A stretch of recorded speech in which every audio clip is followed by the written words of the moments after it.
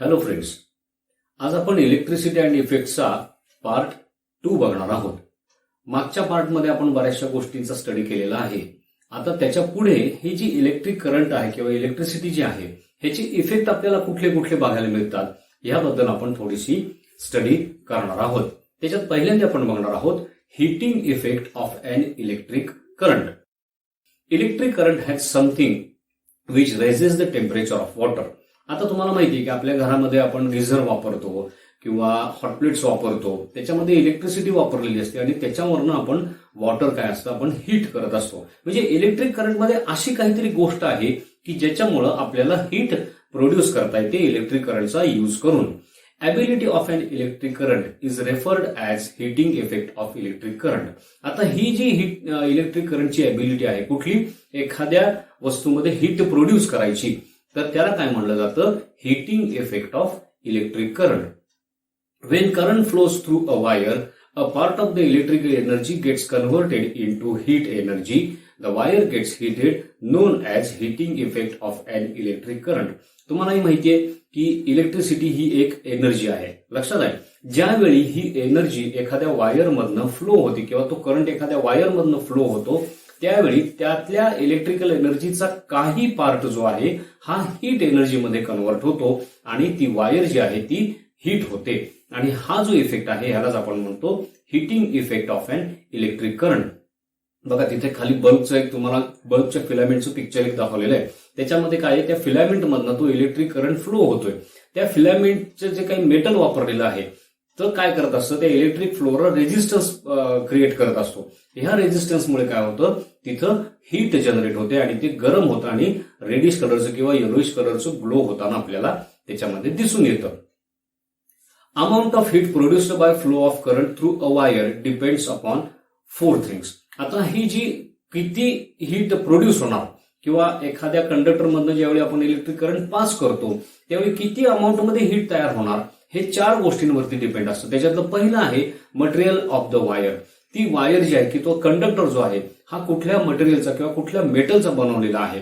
काही मेटल आहेत they are best conductors of electricity like copper, gold, silver, they are best conductors of electricity. पण काही metals आहेत they are little bit lower conductors of electricity, म्हणजे एवढ्या fast किंवा इतक्या सुपिरियर क्वालिटीची त्याच्यातून इलेक्ट्रिसिटी कंडक्ट होत नाही. मग असे जे कंडक्टर्स आहेत त्यांच्यामध्ये हीट जास्त प्रमाणात प्रोड्यूस होते. कॉपर, अॅल्युमिनियम, गोल्ड, सिल्वर हे जे बेस्ट कंडक्टर्स ऑफ इलेक्ट्रिसिटी आहे त्याच्यामध्ये मात्र हीट कमी प्रमाणात जनरेट होते, कारण तिथं रेजिस्टन्स त्याला कमी मिळतो. दुसरी गोष्ट आहे थिकनेस ऑफ द वायर. तो जो कंडक्टर किंवा ती जी वायर वापरली त्याचा थिकनेस किती आहे त्याच्यावर सुद्धा हीट किती प्रोड्यूस होणार हे डिपेंड असतं. लेंथ ऑफ द वायर, वायरची लेंथ किती वापरलेली आहे, किती करंट त्याच्यातून फ्लो होणार आहे त्याच्यावरती डिपेंड असतं. आणि सगळ्यात शेवटी amount of the current flow, म्हणजे त्या कंडक्टरमधनं त्या वायरमधनं किती करंट फ्लो होणार आहे ह्याच्यावरती सुद्धा हीट प्रोडक्शन हे डिपेंड असतं. 4 गोष्टी, material of the wire, thickness of the wire, length of the wire आणि amount of the current flowing through that conductor. या 4 गोष्टींवरती आपल्याला त्याच्यामध्ये किती हीट प्रोड्यूस होणार हे डिपेंड असतं. Heating effect of an electric current is used in domestic industrial appliances as a room heater, electric kettle, a geyser, toaster, electric iron, hair dryer and oven. बघा आपल्या घरामध्ये किंवा इंडस्ट्रीजमध्ये बरीच अशी अप्लायन्सेस आपण वापरतो की ज्याच्यामध्ये इलेक्ट्रिक करंटचा वापर करून किंवा इलेक्ट्रिक करंटचा जो हीटिंग इफेक्ट आहे हा वापर करून आपण हीट जनरेट करत असतो. आपल्या घरामध्ये जर तुम्ही बघितलं तर इलेक्ट्रिक केटल असते, रूम हीटर्स आपण वापरतो, घरामध्ये आपल्या बाथरूममध्ये गिझर्स असतात, टोस्टर असतो, त्याच्यामध्ये आतमध्ये हीटिंग एलिमेंट लावलेले असतात ज्याच्यात आपण ब्रेड टोस्ट करत असतो, इलेक्ट्रिक आयर्न असतं म्हणजे इस्त्री असते, हेअर ड्रायर वापरतो आपण. हेअर ड्रायर जर तुम्ही पुढच्या साईडने जर बघितलं लांब धरून तर आतमध्ये रेड कलरची अशी हिटिंग कॉईल तुम्हाला हीट झालेली दिसून येते. ओव्हन असतात. ह्या सगळ्या अप्लायन्सेसमध्ये काय केलेलं असतं, इलेक्ट्रिक करंटवरनं हीट जनरेट करून आपल्या यूजसाठी ती हीट आपण वापरत असतो. तसं काही इंडस्ट्रीजमध्ये सुद्धा मोठे मोठे हीटर्स लावलेले असतात किंवा इतर काही ऍप्लिकेशन्स असतात जिथं इलेक्ट्रिक करंट वापरून हीट जनरेट केली जाते. In an electric bulb, filament gets hot in turn, glows and produces light called lighting effect of electricity. आता इलेक्ट्रिक बल्ब जे आपण जुने बघायचो तिथं पिक्चर मध्ये दाखवलेला आहे बघा एक बल्ब तुम्हाला, त्या बल्बमध्ये काय असायचं तर एक मेटलचं फिलामेंट आतमध्ये वायरचं फिलामेंट असायचं की ज्याच्यातनं इलेक्ट्रिसिटी पास झाल्यानंतर ते हॉट व्हायचं आणि त्याच्यातनं लाईट प्रोड्यूस होऊन ते ग्लो व्हायला लागायचं आणि ह्यालाच काय म्हटलं जातं लाइटिंग इफेक्ट ऑफ इलेक्ट्रिसिटी. बऱ्याच ठिकाणी आपण बघतो जिथं जिथं आपण लाईट बल्ब किंवा कुठलंही लाइटिंग इक्विपमेंट वापरत असतो ज्याच्यामध्ये इलेक्ट्रिसिटी वापरली असते तिथं ही इलेक्ट्रिकल एनर्जी हीट एनर्जी आणि लाईट एनर्जी मध्ये कन्व्हर्ट केलेली असते. रस्त्यात आपण ती वेळ बघतो, आपल्या घरामध्ये वेगवेगळ्या प्रकारचे लॅम्प्स लावलेले असतात, सोडियम वेपर लॅम्प असतो, हॅलोजन लॅम्प असतो, या सगळ्यामध्ये हा हिटिंग आणि lighting effect of electricity use केलेला असतो. तिथे तुम्हाला वेगवेगळ्या प्रकारचे बल्ब जे दाखवलेले आहेत बघा, वेगवेगळ्या बल्ब वेगवेगळी टेक्नॉलॉजी असते पण शेवटी काय आहे हा लाइटिंग इफेक्ट ऑफ इलेक्ट्रिसिटी ह्याचाच यूज इथं केलेला असतो. आता बल्बमध्ये काही लॅक्युनाज आहेत. Only 10% electricity is used in light bulb to produce light. Total आपण बल्ब एखादा ज्यावेळी लावतो त्याच्यामध्ये जेवढी का आपण इलेक्ट्रिकल एनर्जी देतो त्याच्यातली फक्त 10% एनर्जी आहे ही लाईट प्रोड्यूस करण्यासाठी वापरली जाते. 90% टू प्रोड्यूस हीट आणि 90% जी आहे ही हीट प्रोड्यूस करण्यासाठी वापरली जाते. पण बल्ब मधली हीट आपण यूज करत नाही. बल्ब कशासाठी लावतो आपण फक्त लाईट एनर्जी मिळवण्यासाठी. ह्याचाच अर्थ काय त्याच्यामधली फक्त 10% इलेक्ट्रिकल एनर्जी आपण युटिलाइज करतो, 90% energy is a waste of energy.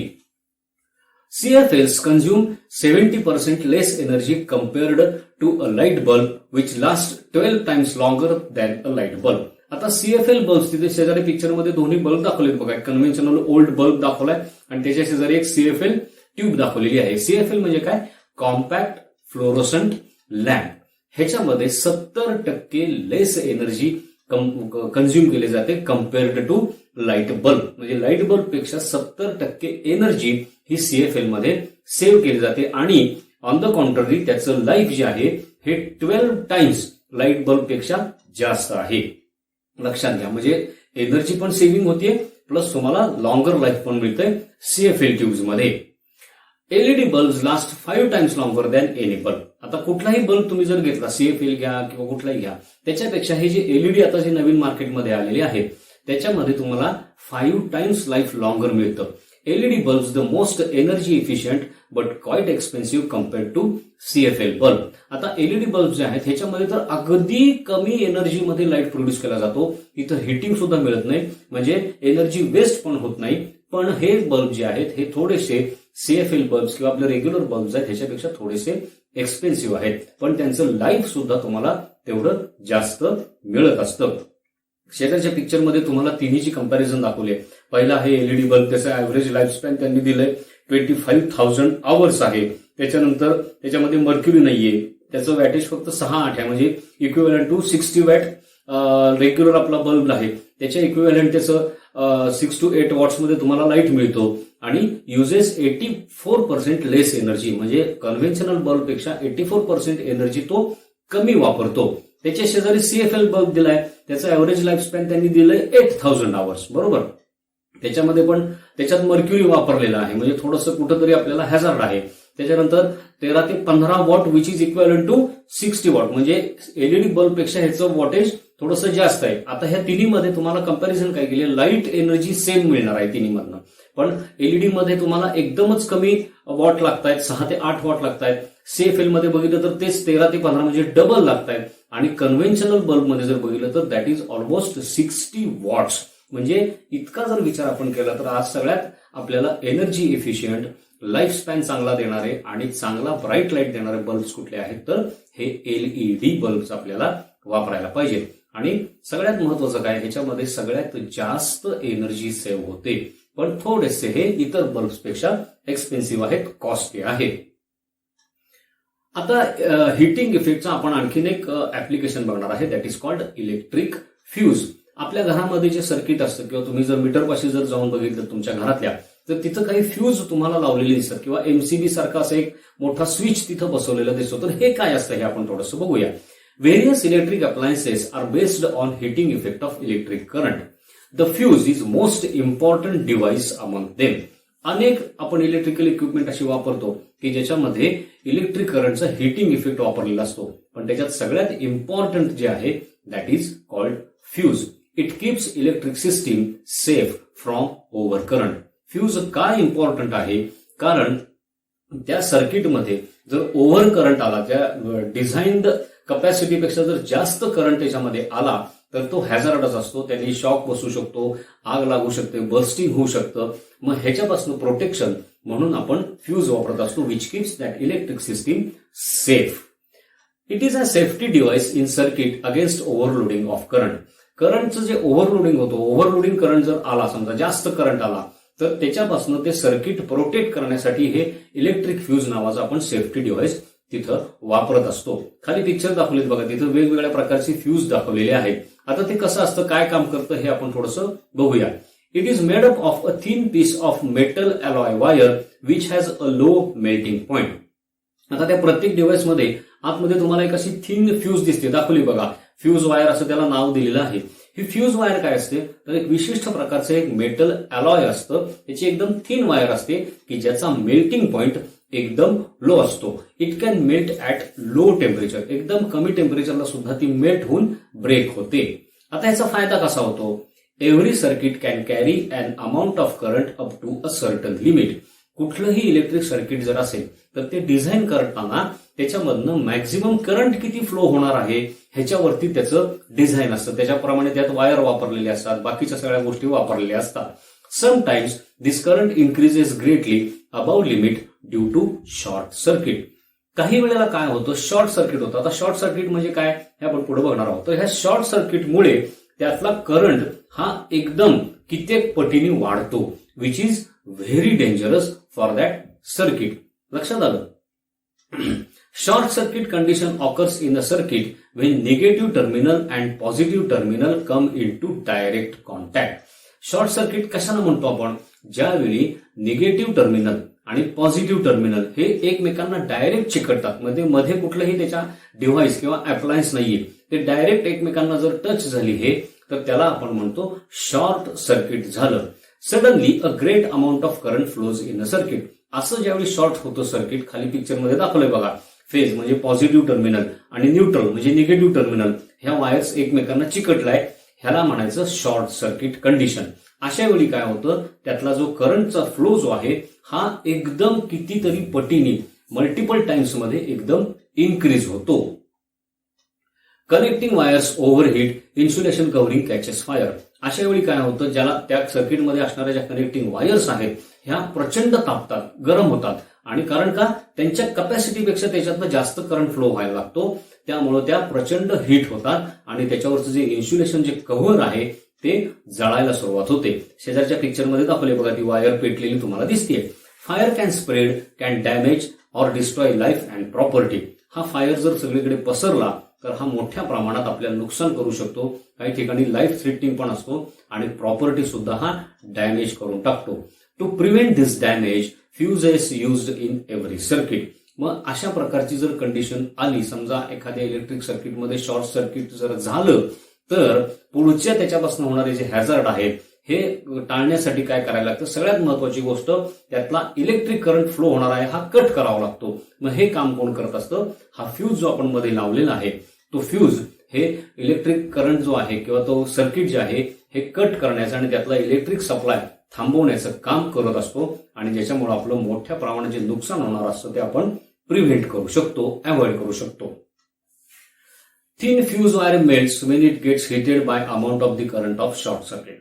आता नॅचरली ही थिन वायर जी फ्यूज मधली आहे ती खालच्या पिक्चरमध्ये तुम्हाला दिसते बघा, ही एकदम थिन असते. ज्यावेळी करंट फ्लो एकदम शॉर्ट सर्किटमुळे वाढतो त्यावेळी ही थिन वायर काय होते, प्रचंड हीट होते आणि इमिजिएट मेल्ट होऊन जाते, कारण तिचा मेल्टिंग पॉइंट हा लो असतो. On melting of fuse wire circuit opens. ज्या क्षणी ती फ्यूज वायर मेल्ट होते आणि ब्रेक होते त्या क्षणी सर्किट ओपन होतं. Immediately it stops flow of current, आणि त्या क्षणी करंट जो आहे तो फ्लो जो आहे करंटचा त्या सर्किट मधला हा थांबवला जातो, कट केला जातो.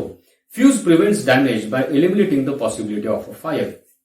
आता त्या ह्याच्यातनं फ्लो होणारा करंट थांबल्यामुळं पुढचे त्याच्यामुळे जे होणारे डॅमेज आहेत हे सगळे स्टॉप केले जातात, कारण करंटच थांबल्यामुळे कंडक्टर्स हिट होत नाही, फायरचा चान्स झिरो होतो, म्हणजे फायर कॅच होत नाही, आणि त्याच्यामुळे काय होतं की आपलं जे प्रॉपर्टी किंवा इतर जे काही डॅमेज होणार असते त्याला आपण प्रिव्हेंट करू शकतो. लक्षात आलं? दिस वे हा फ्यूज हा काम करत असतो. फ्युजेस are in different size and shape. वेगवेगळ्या प्रकारचे फ्यूज तुम्हाला मार्केटमध्ये बघायला मिळतात. मागच्या स्लाइडमध्ये त्याची वेगवेगळे टाइप्स आपण पिक्चरमध्ये बघितले होते. अनेक प्रकारचे त्याचा यूज कुठं करायचा आहे त्याप्रमाणे फ्यूज वापरला जातो. आपली गाडी, कार जी असते किंवा मोटरसायकल जी असते त्याच्यामध्ये सुद्धा असे छोट्या चपट्या आकाराचे फ्यूज वापरलेले असतात. किंवा घरात आपल्या छोटी छोटी इलेक्ट्रिकल इक्विपमेंट्स असतात त्याच्यामध्ये तो शेजारच्या पिक्चरमध्ये जो सेंटरला ग्लास फ्यूज दाखवलाय तसे छोटे फ्यूज वापरलेले असतात. मेन सर्किटमध्ये जो शेजारी पोर्सिलिनचा पांढरा फ्यूज दाखवलाय असे फ्यूज वापरलेले असतात. पण आता त्याच्याऐवजी आणखीन एक वेगळं इक्विपमेंट आपल्याला बाजारात बघायला मिळतं की जे सेम फ्यूजचंच काम करतं. प्रॉब्लेम काय आहे, ज्यावेळी ही फ्यूज मधली वायर ब्लो होते किंवा मेल्ट होते, जळून जाते, त्यावेळी तो फ्यूज काढून आपल्याला रिप्लेस करावी लागते वायर. लक्षात आलं ना?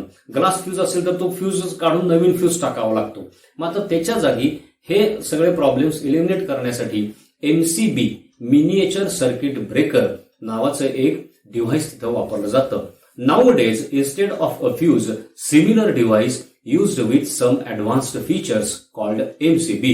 आता फ्यूज सारखंच काम करणारा म्हणजे काय, शॉर्ट सर्किट झाल्यावर करंट फ्लो वाढल्यानंतर सर्किट ब्रेक करणारच असं एक वेगळं डिव्हाइस तिथं वापरलं जातं ज्याला म्हणतो आपण एमसीबी. आता त्याच्यामध्ये वायर जळत नाही तर काय होतो, तो ऑटोमॅटिक ऑफ होतो. जसं हिटिंग व्हायला लागतं किंवा सर्किट मधला करंट वाढतो तो ऑटोमॅटिक तो स्विच काय होतो, ऑफ होतो आणि सर्किट ब्रेक करून पुढचं डॅमेज हे प्रिव्हेंट करतो. त्यालाच म्हटलं जातं मिनिएचर सर्किट ब्रेकर किंवा in short MCB.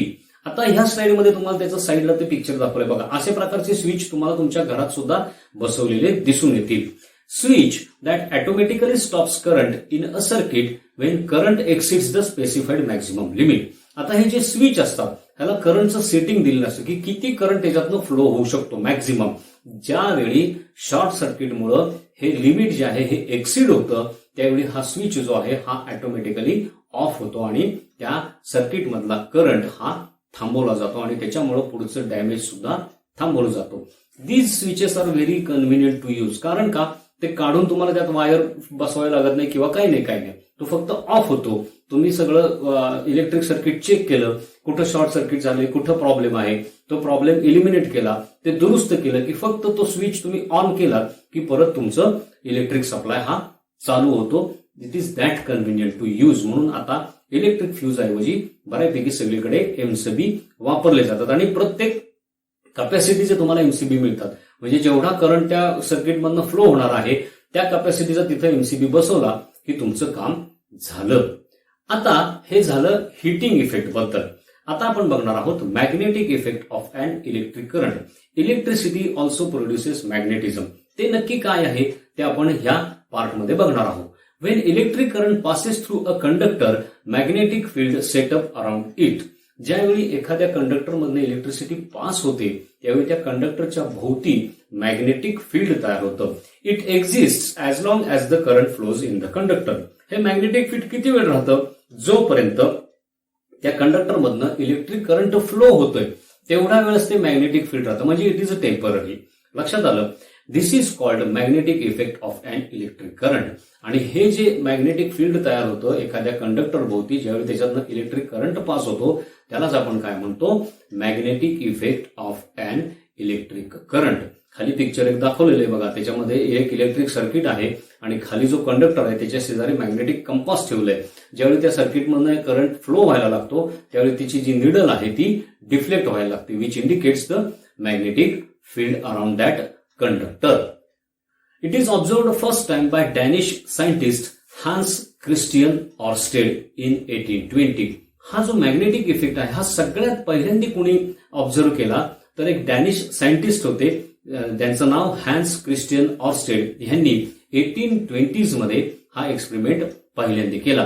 He performed experiment and proved the magnetic effect of an electric current. त्यांनी अशाच प्रकारचा एक एक्सपेरिमेंट केला आणि त्याच्यावरनं त्यांनी प्रूव्ह केलं की इलेक्ट्रिक करंट जे आहे हा मॅग्नेटिक इफेक्ट प्रोड्यूस करू शकतो. शेजारी त्याचं पिक्चर पण तुम्हाला दाखवलेलं आहे बघा. त्यांनी एक कंपास ठेवलाय, बॅटरी जोडलेल्या आहेत, त्या बॅटरीला मध्ये एक इलेक्ट्रिक कंडक्टर जोडलेला आहे. जो कंडक्टर त्या कंपासवर धरल्यानंतर त्याच्यातनं त्या कंपासमध्ये ती निडल जी आहे ती डिफ्लेक्ट होताना त्यांना दिसून आली. मॅग्नेटिक कंपासची निडल डिफ्लेक्ट होते ह्याचा अर्थ काय, तिथं मॅग्नेटिक फील्ड प्रोड्यूस झालेलं आहे. He placed a compass needle parallel to a straight conductor carrying a current and needle deflected. लक्षात आलं, त्यांनी त्या कंडक्टरला पॅरलल तो कंपास ठेवला आणि ज्यावेळी त्याच्यातनं करंट पास झाला त्यावेळी त्या निडलमध्ये डिफ्लेक्शन दिसून आलं. On reversing current needle was deflected in opposite direction. त्यांनी करंटची डायरेक्शन बदलली, म्हणजे पॉझिटिव्ह टर्मिनल काढलं ते निगेटिव्हला जोडलं, निगेटिव्ह पॉझिटिव्हला जोडलं. करंटची डायरेक्शन बदलल्यानंतर पुन्हा काय झालं, ती निडल जी होती ती अपोजिट डायरेक्शन मध्ये डिफ्लेक्ट झाली. म्हणजे दोन्ही केसमध्ये त्यांनी हे ऑब्झर्व केलं की ह्याच्यामध्ये मॅग्नेटिक फील्ड तयार होते. शेजारी खाली त्याचे एक्सपेरिमेंटल सेटअप दाखवलेलं आहे बघा. एकामध्ये करंट लेफ्ट टू राईट जातोय, त्यावेळी निडलची पोझिशन कशी आहे आणि तोच करंट रिव्हर्स केल्यानंतर ती निडल अपोजिट साईडला डिफ्लेक्ट झालेली तुम्हाला दिसून येते. Oersted concluded wire carrying electric current possesses an area around it where its influence is felt. He called it magnetic field. ओर्स्टेडने एक कन्क्लुजन त्याच्यावरनं काढलं की एखाद्या वायरमधनं ज्यावेळी इलेक्ट्रिक करंट पास होत असतो त्यावेळी त्याच्या साईडचा जो, त्या कंडक्टरच्या साईडचा जो एरिया असतो त्या एरियामध्ये काहीतरी विदाउट टचिंग दॅट कंडक्टर तुम्हाला काहीतरी त्या करंटचा इन्फ्लुएन्स जाणवतो आणि तो जो इन्फ्लुएन्स आहे त्याला त्यांनी नाव दिलं magnetic field. Strength of the magnetic field depends upon strength of the current.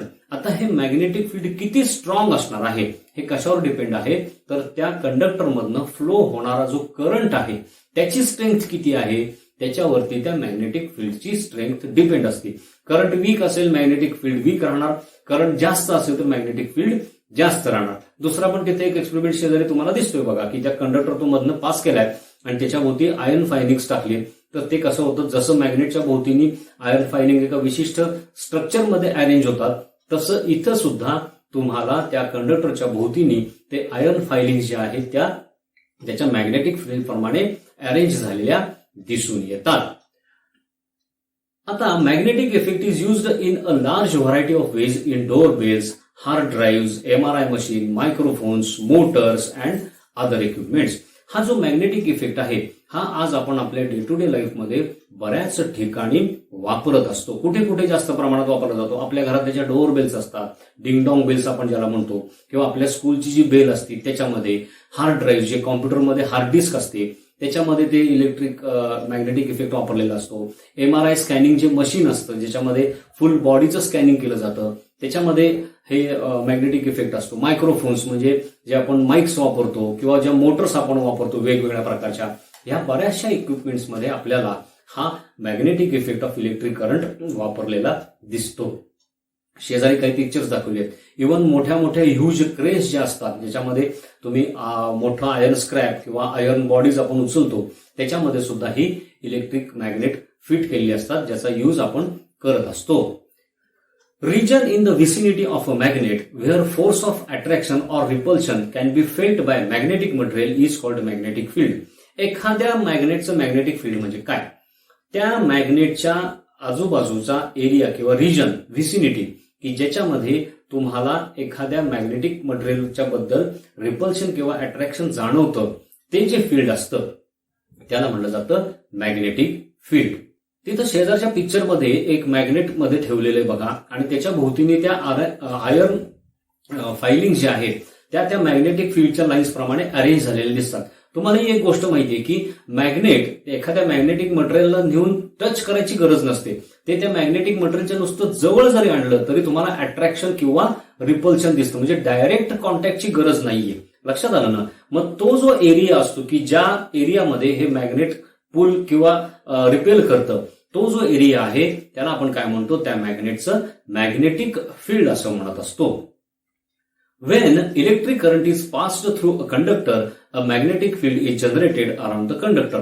अशा प्रकारचंच मॅग्नेटिक फील्ड ज्यावेळी एखाद्या कंडक्टरमधनं इलेक्ट्रिसिटी पास होते किंवा इलेक्ट्रिक करंट पास होतो त्यावेळी त्या इलेक्ट्रिक कंडक्टरच्या भोवती तुम्हाला सेम वेने असं मॅग्नेटिक फील्ड तयार झालेलं दिसतं. शेजारच्या पिक्चरमध्ये तो सुद्धा तुम्हाला ते मॅग्नेटिक फील्ड दाखवलेलं आहे बघा. This phenomenon is referred as magnetic effect of an electric current. आणि हा जो फिनॉमिना आहे कुठला, एखाद्या कंडक्टरमधनं इलेक्ट्रिक करंट पास झाल्यानंतर त्या कंडक्टरच्या भोवतीने मॅग्नेटिक फील्ड प्रोड्यूस होणं, हा जो फिनॉमिना आहे त्याला आपण म्हणतो magnetic effect of electric current. लक्षात आलं. आता याच्यासाठी एक आपण ऍक्टिव्हिटी करून बघणार आहोत. एम काय आहे, to show that when an electric current is passed through a wire, it behaves like a magnet. आपण काय बघणार आहे ह्याच्यामध्ये, ज्यावेळी एखाद्या कंडक्टरमधनं किंवा एखाद्या वायरमधनं इलेक्ट्रिसिटी पास होते त्यावेळी ती वायर किंवा तो कंडक्टर मॅग्नेट सारखा बिहेव करतो. मटेरियल काय लागणार आहे, कंपास किंवा magnetic needle, insulated connecting wires, battery, switch किंवा बल्ब, ह्या सगळ्या गोष्टी आपण लागणार आहेत आणि तिथं पिक्चरमध्ये दाखवल्याप्रमाणे आपण त्याची अरेंजमेंट करणार आहोत. नंतर काय करणार, close the circuit by putting switch on and keeping flow of current from south pole of magnetic needle to north pole. आता मॅग्नेटिक निडल तुम्हाला माहिती आहे साऊथ नॉर्थ फिक्स राहते, तशी फिक्स ठेवल्यानंतर त्याला पॅरलल तो कंडक्टर ठेवायचा आणि साऊथ कडनं नॉर्थ कडे करंट फ्लो होईल अशी अरेंजमेंट करायची. काय दिसून येतं तुम्हाला, the needle deflects towards the west. ज्यावेळी मॅग्नेटिक कंपासच्या पॅरलल म्हणजे साऊथ टू नॉर्थ ज्यावेळी करंटची डायरेक्शन असते त्यावेळी तुम्हाला ती निडल वेस्ट साइडला डिफ्लेक्ट झालेली दिसून येते. शेजारच्या डायग्राम मध्ये क्लिअर तुम्हाला दाखवलेलं आहे इंडिकेशन. त्याच्यानंतर काय करायचं, now change the direction of the cell in the circuit so that the flow of the current is from north pole of the needle towards south pole. Put the switch on. आता काय करायचं, पहिल्या वेळी ज्यावेळी south कडनं north कडं current flow होताना ज्या पद्धतीने बॅटरी जोडली होती त्याची फक्त पोझिशन रिव्हर्स करायची. म्हणजे जिथं पॉझिटिव्ह होतं तिथं निगेटिव्ह जोडायचं, निगेटिव्ह होतं तिथं पॉझिटिव्ह जोडायचं. ऑटोमॅटिकली काय होणार आहे, direction of current he reverse होणार आहे. म्हणजे आता ती नॉर्थ कडनं साऊथ कडं फ्लो होणार आहे. त्यावेळी तुम्हाला काय दिसतं, this time the deflection of the needle is towards east. ज्यावेळी नॉर्थ कडनं साऊथ कडे करंट फ्लो होतो त्यावेळी निडलचं डिफ्लेक्शन तुम्हाला ईस्ट साइडला झालेलं दिसतं आणि पहिल्या पार्टमध्ये साऊथ कडनं नॉर्थ कडे ज्यावेळी करंट फ्लो होतो त्यावेळी तीच निडल जी आहे ही वेस्ट कडे डिफ्लेक्ट झालेली तुम्हाला दिसून येते. ऑब्झर्वेशन काय आहे, you will observe that the magnetic needle aligns with the geographic north and south when there is no current flowing through the circuit. ज्यावेळी सर्किटमध्ये करंट नाहीये त्यावेळी ती जी निडल आहे ती नॉर्थ आणि साऊथ डायरेक्शन मध्ये तुम्हाला स्टँड स्टील झालेली दिसेल किंवा डायरेक्शन मध्ये तुम्हाला उभी राहिलेली दिसेल. But one end of the magnetic needle starts moving in the direction of current and the other end moves away from it. ज्यावेळी त्याच्यातनं करंट फ्लो व्हायला लागतो त्यावेळी तुम्हाला असं लक्षात येईल की ज्या डायरेक्शन मध्ये करंट मूव्ह होतोय त्या डायरेक्शनला त्याचं एक टोक जे आहे निडलचं ते अट्रॅक्ट होतं आणि दुसरं जे निडलचं टोक आहे ते त्याच्यापासून डिफ्लेक्ट होतं. कन्क्ल्युजन काय, the magnetic effect is observed because of the current in the wire. This means electricity and magnetism are closely associated. Conclusion काय आहे की ज्यावेळी एखाद्या वायरमधनं करंट फ्लो व्हायला जातो त्यावेळी तिथं मॅग्नेटिक इफेक्ट आपल्याला दिसून येतो. म्हणजेच इलेक्ट्रिसिटी आणि मॅग्नेटिझम हे क्लोजली असोसिएटेड आहे. खालच्या डायग्राम मध्ये सेम टेस्ट दाखवलेले आहे बघा. ज्यावेळी तो स्विच ऑफ आहे त्यावेळी ती निडल जी आहे ती नॉर्थ साऊथ स्टील राहिलेली आहे. ज्यावेळी तो स्विच आपण ऑन करतोय त्यावेळी ती काय होती, इमिजिएट डिफ्लेक्ट झालेली तुम्हाला दिसून येते. आता ह्याचं एक ऍप्लिकेशन आपण बघणार आहे ज्याला म्हणतो आपण सोलेनॉइड. सोलेनॉइड म्हणजे काय, it is a cylindrical coil of a metal wire. एखाद्या मेटल वायरची जर सिलेंड्रिकल कॉइल तुम्ही तयार केली, खाली पिक्चरमध्ये दाखवली आहे जशी, त्याला आपण म्हणतो solenoid. It is made by coiling a metal wire on hollow cylindrical plastic or ceramic tube called core.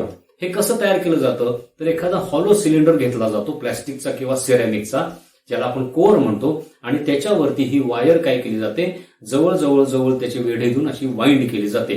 खाली दोन तुम्हाला तिथं सोलेनॉइड दाखवलेले आहेत बघा. त्या पद्धतीने जे डिव्हाइस तयार होतो त्याला आपण म्हणतो solenoid. When a current pass through a solenoid it starts to behave like a magnet.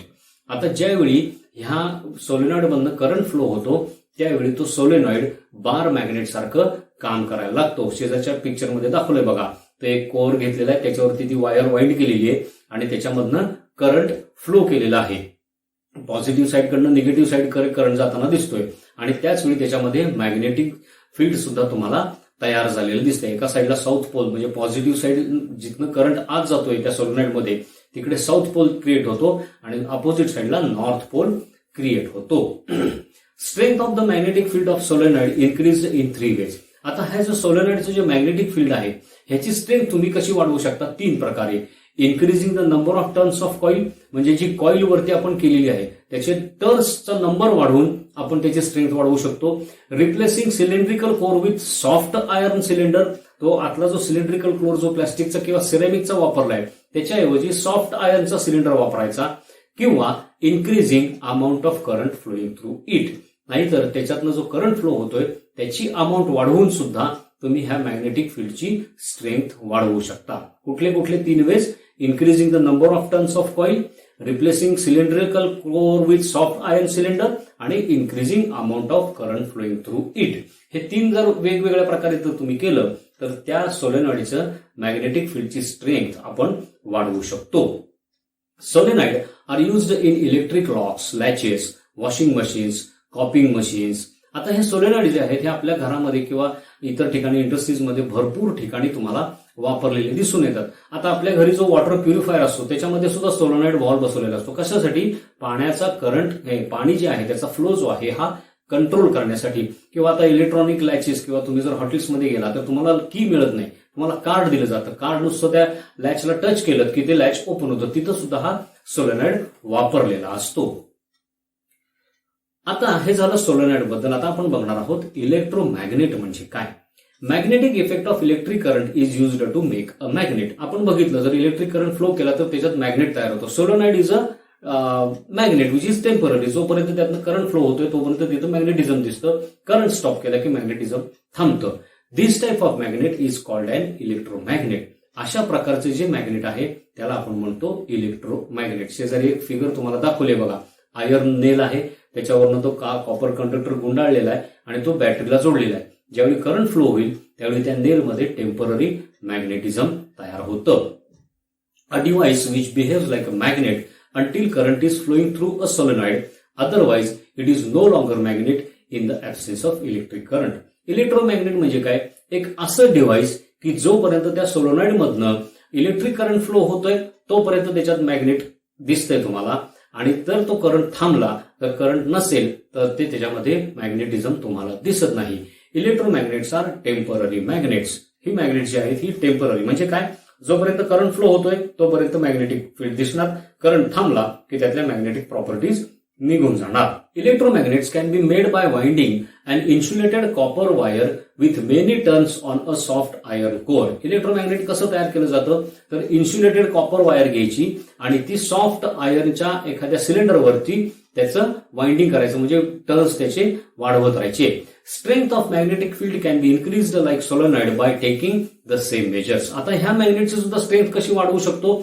जशी आपण सोलेनॉइड मध्ये 3 वेज वापरले होते, नंबर ऑफ कॉइलचे टर्न्स वाढवून, त्या आतला सॉफ्ट आयर्न कोर वापरून किंवा करंट फ्लो जी अमाऊंट आहे ती वापरून ह्याची स्ट्रेंथ सुद्धा आपण वाढवू शकतो. Strength can be controlled unlike permanent magnets. आता परमनंट मॅग्नेटमध्ये काय प्रॉब्लेम आहे की त्याची जी स्ट्रेंथ आहे ती तुमच्या कंट्रोलमध्ये नाहीये. जे काय तयार झालेली स्ट्रेंथ आहे ती परमनंट असते. पण टेम्पररी मॅग्नेटमध्ये किंवा ह्या प्रकारच्या इलेक्ट्रोमॅग्नेट्समध्ये मात्र तुम्ही त्याची स्ट्रेंथ ही कमी जास्त करू शकता, व्हेरी करू शकता. This makes it quite useful in various industrial appliances. आता ही स्ट्रेंथ कंट्रोल करता आल्यामुळं ह्या इलेक्ट्रोमॅग्नेटचा वेगवेगळ्या ठिकाणी इंडस्ट्रियल अप्लायन्सेसमध्ये आपण किंवा ऍप्लिकेशन्समध्ये यूज करू शकतो. आता एक आपण ऍक्टिव्हिटी बघणार आहोत to make an electromagnet. Material काय? लॉंग आयर्न नेल, एक battery, insulated copper wire, stapler pins आणि स्विच आपल्याला पाहिजे. प्रोसिजर काय आहे? Make an arrangement as shown in figure. Refer textbook. टेक्स्टबुकमध्ये रेफर करा. ही कशी प्रकारे ही अरेंजमेंट करायची त्याच्यात तुम्हाला दिलेली आहे. नेल दाखवलाय, त्याला ती कॉपर वायर गुंडाळलेली आहे, त्याच्यामध्ये एक स्विच टाकलाय आणि त्या कॉपर वायरचं एक टोक पॉझिटिव्हला आणि एक टोक बॅटरीच्या निगेटिव्हला जोडून सर्किट कंप्लीट केलेलं आहे. Place few stapler pins near iron nail. त्या आयर्न नेलच्या तिथं स्टेपलर पिन्स ठेवा. Now switch on and allow the electric current to flow through circuit. Switch on करून त्या इलेक्ट्रिक करंट सर्किटमधनं करंट फ्लो करा. Observe the effect on pins. आणि पिनवरती काय इफेक्ट होतोय ते बघा. ऑब्झर्वेशन काय? The pins cling to nail when switch is on. ज्यावेळी स्विच ऑन करतो, करंट फ्लो होतो, त्यावेळी त्या पिन्स आहेत त्या नेलला चिकटतात. They drop as soon as switch disconnect electric current. ज्यावेळी तुम्ही इलेक्ट्रिक सर्किट डिस्कनेक्ट करता स्विच ऑफ करून त्यावेळी त्या खाली पडतात. कन्क्ल्युजन काय? The iron nail behaves like magnet as long as current flows through circuit. जोपर्यंत त्या सर्किटमधनं करंट फ्लो होतोय स्विच ऑन असताना तोपर्यंत त्या पिन त्याला चिकटल्यात म्हणजे तोपर्यंत त्याच्यात मॅग्नेटिझम आहे. ज्या क्षणी स्विच ऑफ केला त्या क्षणी त्या पिन खाली पडल्या म्हणजे त्यातलं मॅग्नेटिझम डिस्ट्रॉय झालं किंवा डिसअपिअर झालं. लक्षात आलं? आता हे इलेक्ट्रोमॅग्नेटचे युजेस काय काय आहेत? It is used in various electrical applications such as electric bell, fan, motor etcetera. खाली तिथं तुम्हाला दाखवले स्पीकरमध्ये, इलेक्ट्रिक मोटर्समध्ये, इलेक्ट्रिक फॅन्समध्ये, इलेक्ट्रिक बेल्समध्ये इलेक्ट्रोमॅग्नेट वापरलेलं असतं. It is used for preparation of strong permanent magnets. जी परमनंट स्ट्रॉंग परमनंट मॅग्नेट जी तयार केली जातात ती सुद्धा हे इलेक्ट्रोमॅग्नेटिझमचं प्रिन्सिपल वापरूनच तयार केली जातात. तिकडे सगळ्यात शेवटी बघा एका कोअरवरती कॉपर वायर अशी गुंडाळलेली आणि त्याच्यातनं तुम्ही इलेक्ट्रिक करंट चालू ठेवला की हळूहळू काय होतं, आतला जो कोअर आहे सॉफ्ट आयनचा तो हळूहळू कन्व्हर्ट होतो परमनंट मॅग्नेटमध्ये, म्हणजे त्यामध्ये परमनंट मॅग्नेटिझम इंड्यूस करू शकतो. Doctors use very small electromagnetic devices to take out small magnetic materials from eyes, ears and nose. डॉक्टरांकडे तुम्ही गेलात, तुमच्या एखाद्या पेशंटच्या नाकामध्ये, डोळ्यामध्ये किंवा कानामध्ये जर एखादी लोखंडी किंवा मॅग्नेटिक मटेरियलची एखादी गोष्ट जर गेली असेल तर ती बाहेर काढण्यासाठी डॉक्टर काय करतात, हे इलेक्ट्रोमॅग्नेटिक डिव्हायसेस वापरले जातात. कशासाठी तर तिथं बघा खाली एक डोळ्याचं चित्र दाखवलं, त्याच्यामध्ये एक आयर्नचा बारीक पीस आत अडकलाय, त्याच्या शेजारी जी निडल त्यांनी नेलेली दॅट इज इलेक्ट्रोमॅग्नेट, ती तिथं नेऊन ऑन केली की त्या निडलमध्ये मॅग्नेटिझम येतं आणि तो जो पीस आहे डोळ्यातला तो ती काय करते, अट्रॅक्ट करून आपल्याकडे ओढून घेते. म्हणजे विदाउट पिअर्सिंग, विदाउट कटिंग आपण तो आतला मॅग्नेटिक मटेरियलचा पीस जो आहे तो तिथनं बाहेर काढू शकतो. Very strong electromagnets are used for magnetic separation of iron ores. Iron ore जे असतात म्हणजे जे मायनिंग केलं जातं त्यातनं आयर्न सेपरेट करण्यासाठी एकदम स्ट्रॉंग इलेक्ट्रोमॅग्नेट्स तिथं वापरले जातात. काय केलं जातं, ते ओर जे आहे त्याच्यावरनं हे मॅग्नेट जर फिरवलं तर त्यातले जे आयर्न पार्टिकल्स आहेत ते त्या मॅग्नेटला चिकटतात. तुमच्या घरामध्ये जर सुतारकाम चालू असेल तर तिथं तुम्ही बघितलं असेल की त्या लाकडी भुशामध्ये जे खिळे वगैरे पडलेले असतात ते कलेक्ट करण्यासाठी तो सुतार काय करतो, नुसतं मॅग्नेट त्याच्यावरनं फिरवतो. तशाच पद्धतीने इथं सुद्धा आयर्न ओर पासून आयर्न सेपरेट केलं जातं. Strong electromagnets are used in heavy industrial cranes to lift, move and drop heavy iron and steel objects like cars. मोठ्या मोठ्या इंडस्ट्रीजमध्ये किंवा जिथं मोठ्या प्रमाणात industrial scrap, steel scrap handle केली जातात त्यावेळी ते स्क्रॅप एका ठिकाणून दुसऱ्या ठिकाणी मूव्ह करण्यासाठी ह्या इलेक्ट्रिक मॅग्नेटिक क्रेन्स वापरल्या जातात. ते स्क्रॅपच्या जवळ ते वरचं ते हेड आहे ते आणलं आणि स्विच ऑन केला की त्याच्यात मॅग्नेटिझम येतं आणि खालचं स्क्रॅप त्याला चिकटतं. शेजारच्या पिक्चरमध्ये दाखवलंय बघा, एका ठिकाणी ती अख्खीची अख्खी कार उचललेली दाखवली आहे आणि एका पिक्चरमध्ये ते स्क्रॅप जे आहे ते त्या इलेक्ट्रोमॅग्नेटला चिकटलंय आणि ते उचललेलं दाखवलेलं आहे. आता आपण बघणार आहोत इलेक्ट्रिक बेलमध्ये इलेक्ट्रोमॅग्नेट कसं वापरलेलं असतं. And electric bell is most common application of electromagnets. Electric bell आहे हे एक इलेक्ट्रोमॅग्नेटचं कॉमन ऍप्लिकेशन आहे. It consist of electromagnet, armature, contact adjusting screw, a gong and hammer. ह्याच्यामध्ये काय काय वापरलंय खाली शेजारी पिक्चर दाखवलेले बघा. सेंटरला 2 इलेक्ट्रोमॅग्नेट्स किंवा ते सोलोनाइड बसवलेले तुम्हाला दिसतात ज्याच्यावरती कॉपर वायर माउंट केलेली आहे. त्याच्यानंतर वरच्या बाजूला त्याचा आर्मेचर दिसतोय, एक कॉन्टॅक्ट स्क्रू दिसतोय ब्ल्यू कलरचा तुम्हाला आणि शेजारी गॉंग ज्याच्यावरती तो हॅमर टोल देतो. The armature consist of soft iron rod mounted on a spring. आता हा जो आर्मेचर असतो तो काय असतो, त्याच्यावरती एक सॉफ्ट आयर्न रॉड असतो आणि त्याला खाली स्प्रिंग लावलेली असते. कशासाठी, त्याची मुवमेंट इझी होण्यासाठी. One end of iron rod presses against top of contact adjusting screw. आता तो जो आयर्न रॉड लावलेला आहे त्याचा एक टोक जे आहे तो वरचा जो कॉन्टॅक्ट स्क्रू आहे त्याला टच होईल अशा पद्धतीने तो बसवलेला असतो. इथं क्लिअर कट दिसतंय बघा तुम्हाला. लक्षात आलं, सेंटरला ते 2 इलेक्ट्रोमॅग्नेट्स आहेत, त्याच्या वरच्या बाजूला ती स्प्रिंग आहे आणि त्याच्यावरती सॉफ्ट आयर्नचा आर्मेचर बसवलेला आहे आणि त्याची एक बाजू जी आहे ते वरच्या ब्ल्यू कलरच्या कॉन्टॅक्ट स्क्रूला टच झालेली आहे. तो स्क्रू ऍडजस्टेबल असतो. समजा तो कॉन्टॅक्ट पॉईंट खाली आला तर तुम्ही तो स्क्रू फिरवून त्याला टच करू शकता पुन्हा. Wien switch is pressed on, circuit flows in the electromagnet. ज्यावेळी आपण स्विच ऑन करतो त्यावेळी त्या इलेक्ट्रोमॅग्नेटमधनं करंट फ्लो व्हायला लागतो. It then attracts iron rod towards itself causing hammer to strike the gong. नंतर काय होतं, त्या मधल्या ज्या 2 इलेक्ट्रोमॅग्नेट्स आहेत त्याच्यात इलेक्ट्रोमॅग्नेटिझम आल्यामुळं वरची जी सॉफ्ट आयर्नची पट्टी आहे ती त्याच्याकडं इलेक्ट्रोमॅग्नेटकडे खेचली जाते. आता ती खेचली गेल्यामुळे काय होतं, त्याला पुढे जो गॉंग जोडलेला आहे, हे हॅमर जो जोडलेला आहे तो त्या गॉंगवरती स्ट्राईक करतो. लक्षात आलं ना, शेजारच्या ह्याच्यामध्ये ती पिक्चरमध्ये कंडिशन दाखवली बघा की तो सॉफ्ट आयर्न जो आहे तो त्या इलेक्ट्रोमॅग्नेटकडे अट्रॅक्ट झालेला आहे आणि तो हॅमर जो आहे त्या गॉंगवरती आपटलेला दिसतो तुम्हाला. पण त्याच वेळी तुम्हाला एक लक्षात येईल की ज्या क्षणी तो सॉफ्ट आयर्न रॉड त्या इलेक्ट्रोमॅग्नेटकडे ओढला जातो किंवा अट्रॅक्ट केला जातो त्याच वेळी वरचा जो कॉन्टॅक्ट स्क्रू आहे त्याच्यापासून त्याचा कॉन्टॅक्ट ब्रेक होतो. लक्षात आलं, ही सगळ्यात इम्पॉर्टंट पोझिशन आहे. At the same time armature loses contact with screw and current is switched off. आता तो कॉन्टॅक्टमधनं बाजूला झाल्यामुळे काय झालं, सर्किट ब्रेक झालं आणि करंट फ्लो व्हायचा थांबला. Electromagnet loses magnetism. Current flow व्हायचा थांबला की इलेक्ट्रोमॅग्नेट मधलं मॅग्नेटिझम निघून जातं. Armature springs back to original position. ती आर्मेचरची जी स्प्रिंग आहे ती पुन्हा काय होते, ओरिजिनल पोझिशनला होते. पुन्हा त्या वरच्या स्क्रूला टच होते, ती पुन्हा सर्किट क्लोज होतं आणि पुन्हा त्याच्यातनं इलेक्ट्रिक करंट फ्लो व्हायला लागतो. पुन्हा त्या इलेक्ट्रोमॅग्नेटिझम येतं. पुन्हा तो सॉफ्ट आर्मेचरची जो सॉफ्ट आयनचा हे आहे तो त्याच्याकडे अट्रॅक्ट केला जातो आणि ही कंटिन्युअस प्रोसेस होते, ज्याच्यामुळे तो गॉंग वरती हॅमर काय होतो, कंटिन्युअस आपटत राहतो आणि आपल्याला त्या बेलचा आवाज ऐकू येतो. Current flows again and the cycle repeats it self till the current is switched off. आता ही जी सायकल आहे म्हणजे काय, मॅग्नेटिझम आलं, त्याने अट्रॅक्ट केलं, त्याच वेळी वरचा कॉन्टॅक्ट तुटला, अट्रॅक्ट केल्यामुळे गॉंग वरती बेलचा हॅमर आपटला, आवाज झाला. वरचा कॉन्टॅक्ट तुटल्यामुळे पुन्हा इलेक्ट्रोमॅग्नेटिझम गेलं, पुन्हा तो स्प्रिंगमुळे ओरिजिनल पोझिशनला गेला, वरच्या कॉन्टॅक्ट स्क्रूला टच झाला, पुन्हा इलेक्ट्रोमॅग्नेटिझम आलं, पुन्हा त्याने खाली अट्रॅक्ट केलं आणि ही जी सायकल आहे ही कंटिन्युअस खूप स्पीडनी चालू राहते. जोपर्यंत त्यात तुम्ही जो स्विच आहे त्याचा जो प्रेस करून धरलेला आहे, जोपर्यंत त्यामध्ये करंट तुम्ही फ्लो करताय तोपर्यंत ही ऍक्शन चालू राहते आणि ती बेल रिंग होत राहते. ज्यावेळी तुम्ही ती पुश बटन जे आहे ते रिलीज करता त्यावेळी त्यातला इलेक्ट्रिक करंट पूर्णपणे थांबतो आणि बेल रिंग व्हायची थांबते. तर अशा प्रकारे ही इलेक्ट्रिक बेल काम करत असते. हे फक्त नीट सगळं एकदा पुन्हा ह्या स्लाइड्स बघा, व्हिडिओ बघा, म्हणजे तुम्हाला इलेक्ट्रिक बेलचं नक्की वर्किंग कसं आहे हे लक्षात येईल. काय काय बघितलं ह्या पार्टमध्ये, heating effect of an electric current बघितला, ज्याच्यामध्ये इलेक्ट्रिक फ्यूज आणि एमसीबीचं ऍप्लिकेशन बघितलं. त्याच्यानंतर magnetic effect of an electric current बघितला, त्याच्यामध्ये solenoid, electromagnet, use of electromagnet, electric bell आणि त्याचं वर्किंग बघितलं.